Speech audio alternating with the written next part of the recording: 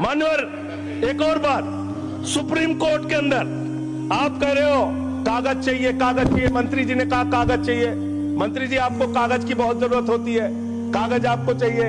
आपकी सरकार ने 2020 में, ये पूरे देश को देखना चाहिए, पूरे देश को सर, 2020 में मैं जेपीसी का मेंबर था, एक कागज वहां मिला मैं 2020 में सुप्रीम कोर्ट में। सर आप, मेरी बात नहीं आ रही सर मेरी बात नहीं आ रही।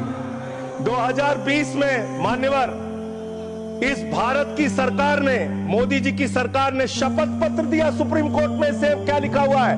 99% वक्फ की संपत्तियां डिजिटाइज हो चुकी हैं।